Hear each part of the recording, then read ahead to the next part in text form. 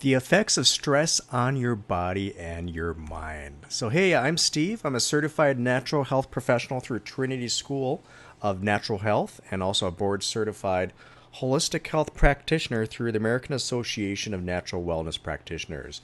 Also, I am a two-time cancer thriver.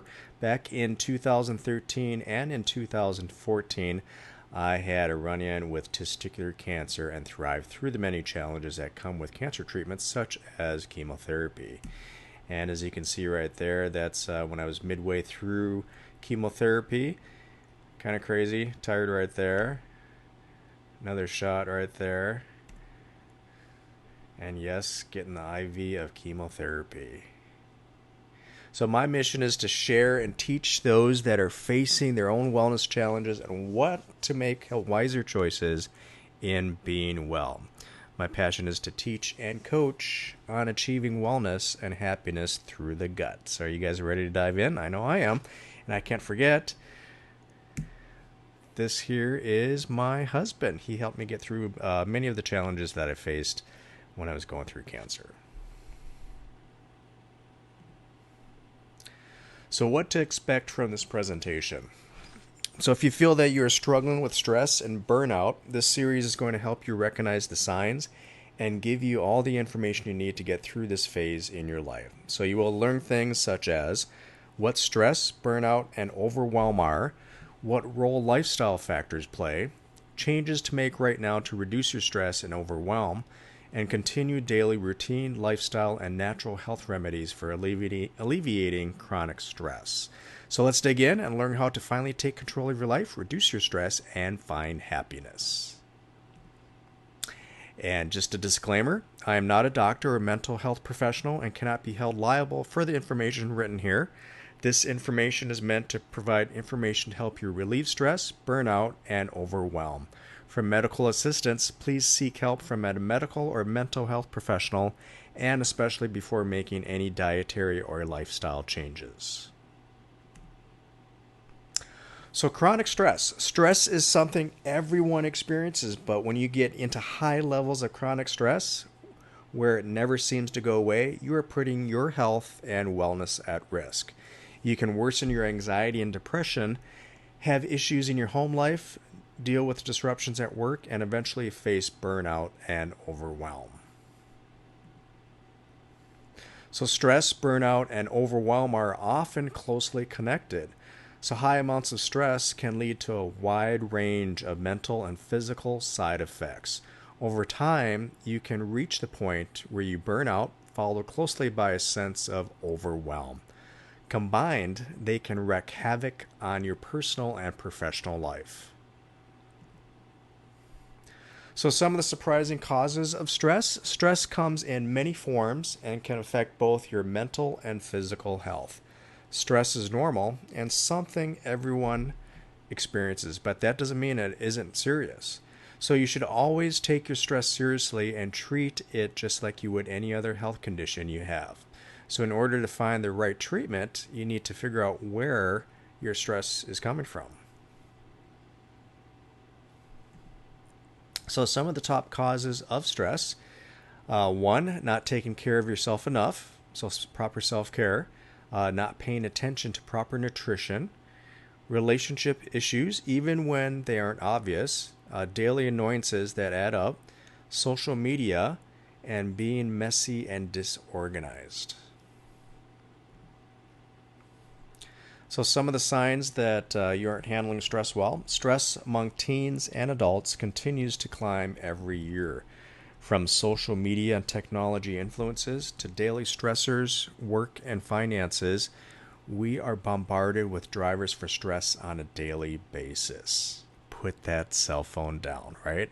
So, stress should not be considered a normal part of life when it is overwhelming and leading to a nervous breakdown or full burnout mode. So, how do you know when it's time to get a handle on your stress? Well, some of the signs are your acne is back, you constantly feel overwhelmed, you have physical pain, you're struggling with low energy and lack of productivity, and your personal relationships are suffering, and your work life is struggling. So there are some different ways that stress can affect you. So your body reacts to high levels of demands and worries by giving you stress. It's actually a warning sign. So this affects you mentally and or physically. Most people with a lot of stress get used to it, but that doesn't make it normal. You can live your life without all this added stress, as many of the sources of stress and overwhelm are entirely unnecessary. And before you look at ways to reduce stress, it is also a good idea to understand why you need to reduce it. So here are some ways that stress can affect your mental and physical health. So it can increase your depression, makes your anxiety worse, and it can cause personality and behavioral changes. And also there are physical effects of stress. So some common personality and behavioral changes in people with high stress.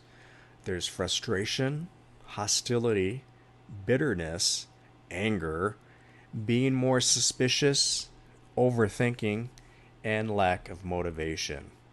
In turn, this can cause you to be more isolated, lose interest in activities, and have issues focusing and concentrating on work.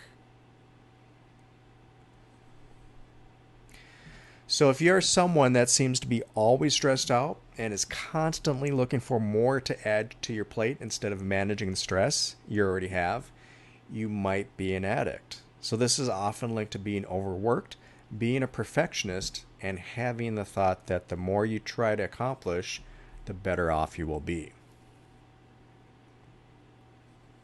So can you be addicted to stress?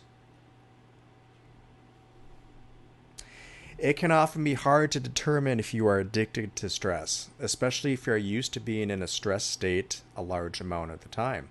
So for people with chronic stress, it is very difficult to determine when your stress is a problem and when it is something you might be seeking out. So here are some common signs that you might be addicted to stress. Never having any free time, constantly packing your schedule, being bored when you have nothing to do, feeling more accomplished when you're busier, and being used to the feeling of overwhelm. So how do you get a handle on your stress addiction? First, you need to come to terms with the fact that you are dealing with chronic stress and that you might be seeking it out. Understand that everyone needs a break and that stress is common but not normal. And work to reduce your stress in simple ways. For example, say no to one thing this week, or ensure that you have a few hours of free time, then work up to a day and then an entire weekend. And also make small changes and you will notice the difference really quickly. So why overthinking is a bad thing? So overthinking might not seem like a bad thing, as it is when you analyze and think a lot about things, situations, and decisions to be made. It isn't always bad except when the overthinking leads to a lot of stress in your life. So this can definitely happen if you make overthinking a habit, and that ultimately leads to excessive worry, fear, and anxiety. So here are some things to understand about overthinking and why you might need to switch up your mindset just a little. So what is overthinking? Overthinking is often accompanied by overanalyzing every little thing, constantly having the same worrisome thoughts in your mind that get worse by your own fears, and thinking so much about things that you are never really able to make a decision. So this goes from normal to becoming a problem when it gets excessive and can have negative side effects on your life. So you might have difficulty coming up with a solution to a simple problem, get anxiety or depression over your own exaggerated thoughts, and have constantly obsessive thoughts that bring your mood down. So why can this be bad for you? So it can trigger your mental illness, it makes problem solving more difficult, and it can affect your sleep. So signs you might be overthinking. Still not sure if you have been overthinking? So this can be difficult to know when you're just thinking things through or when you are overthinking and making life harder on yourself. So some common signs of overthinking: you overanalyze everything, you don't sleep well, you get regular headaches, and you have a habit of ruminating. So what can you do about it? So first, find perspective. So if you are overthinking, try to find perspective. Be aware of what causes you to overthink and look for the realistic approach. If you are thinking too much about one particular thing in your life, are you going beyond what could realistically happen? Or is there a certain amount of stress at play there? You need to have perspective anytime you see this trend happening. So, step 2, be more mindful. So, mindfulness is a great way to stay present and understand what you have been overthinking, but not allowing them to overwhelm you. And then step 3 is journal your thoughts. Sometimes the best thing you can do is let yourself overthink, but write it all down. So this allows you to keep it from stressing you out and cluttering your mind while also giving you a little more clarity. So through journaling, you can figure out where you are overanalyzing things and figure out why you have been overthinking so much.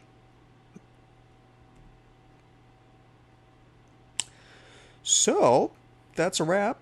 Part 1 of 5. I just want to say thank you for watching this short series on stress, and this one, the effects of stress on your body and mind. So hoping you have a better understanding on how stress affects you. So look forward to part 2. Part 2, we're going to talk about the daily changes and habits to relieve stress. Thank you for watching.